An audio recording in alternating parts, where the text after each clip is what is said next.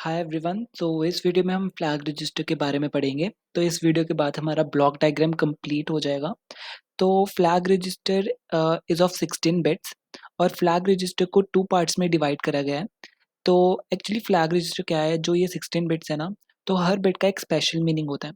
तो इसमें जो 9 बिट्स हैं वो फ्लैग रिप्रेजेंट करती हैं और जो बाकी के 7 रह गए वो डोंट केयर्स हैं, मतलब उनका कोई मीनिंग नहीं है। तो जो ये 9 फ्लैग्स हैं, तो उन फ्लैग्स को 2 कैटेगरीज़ में डिवाइड करा गया है। एक होता है कंडीशनल फ्लैग्स और एक होता है कंट्रोल फ्लैग्स। कंडीशनल फ्लैग्स मतलब कि कोई कंडीशन होती है, राइट? जैसे कि अगर कोई बिट्स 0 गई कोई ऑपरेंड की, तो वो 0 फ्लैग सेट हो जाएगा। मतलब ऐसी कुछ कंडीशंस होती हैं। और कंट्रोल फ्लैग में हम कुछ कंट्रोल करना चाहते हैं, कोई चीज़ का फ्लो को कंट्रोल करना चाहते हैं, राइट? तो अभी हम पढ़ते हैं। तो ये फ्लैग रजिस्टर है। तो ये जो फर्स्ट बिट है ये ज़ीरोथ, ये कैरी फ्लैग है, ये पैरिटी, ये ऑक्सिलरी कैरी, ये ज़ीरो फ्लैग, ये साइन फ्लैग, ये ट्रैप फ्लैग, ये इंटरप्ट फ्लैग, ये डायरेक्शन फ्लैग और ये ओवरफ्लो फ्लैग। तो हम हर फ्लैग की डिस्क्रिप्शन करते हैं। तो carry flag is set when, जब कैरी आता है, ठीक है? जब हम कोई एडिशन या सब्ट्रैक्शन कर रहे हैं, अगर कोई कैरी या बोरो आ गया, तो ये बिट सेट हो जाती है। तो ये कैरी फ्लैग ही सेट हो जाता है, ये 1 हो जाता है। फिर आती है पैरिटी फ्लैग। अगर कोई ऑपरेशन हो रहा है और उसमें जैसे हमारे 16 बिट नंबर है, 16 बिट नंबर में वन्स होंगे और ज़ीरोज़ होंगे, राइट? अगर number of ones are even, तो ये पैरिटी फ्लैग 1 हो जाता है। अगर number of ones are odd, तो ये पैरिटी फ्लैग 0 सेट हो जाता है। ऑक्सिलरी कैरी का मतलब क्या है कि अगर थर्ड बिट से फोर्थ बिट कोई कैरी जा रहा है, तो हम उस ऑक्सिलरी कैरी को सेट कर देंगे। ये हमने 8085 में भी पढ़ा है, तो सेम फंडा है। फिर ज़ीरो फ्लैग, अगर हमारा कोई रिज़ल्ट 0 हो जाता है, कंप्लीटली पूरी बिट्स 0 हो जाती हैं, तो वो ज़ीरो फ्लैग सेट हो जाता है।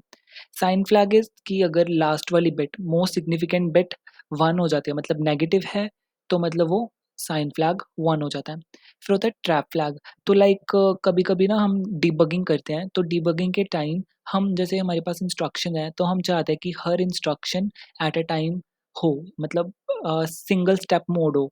तो मतलब हर इंस्ट्रक्शन क्या हो, स्टेप वाइज चले।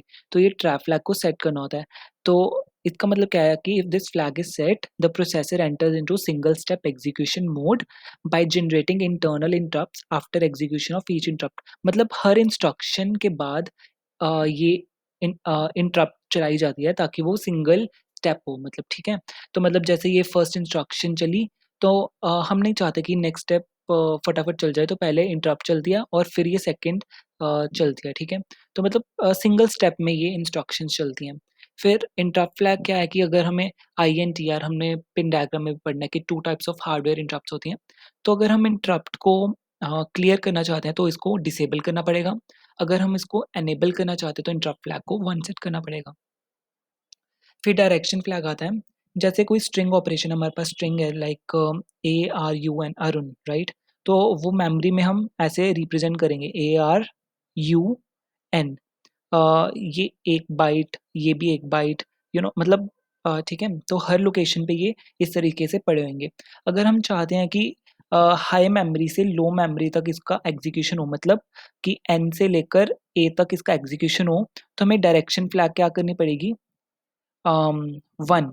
और अगर वो 0 है, तो हम लो एड्रेस से हाई एड्रेस उसको एग्ज़ीक्यूट करेंगे।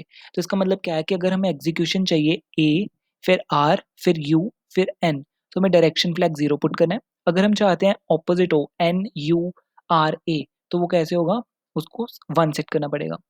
तो ये ऑटो इंक्रीमेंट मोड है। तो अगर हम डायरेक्शन फ्लैग जैसे सपोज़ 0 पुट कर रहे हैं, तो जैसे हम उसको रिट्रीव करवाना चाहते हैं अरुण को, तो पहले A रिट्रीव होगा, फिर R, फिर U, फिर N, ठीक है?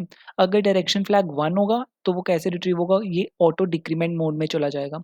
तो N, U, R and A, right? फिर इसके बाद आता है ओवरफ्लो फ्लैग। अगर कोई ऑपरेशन के टाइम ओवरफ्लो हो जाता है, तो ये बिट सेट हो जाती हैं। तो this was all about the flag register. तो नेक्स्ट में हम पिन डायग्राम स्टार्ट करेंगे। तो थैंक यू सो मच।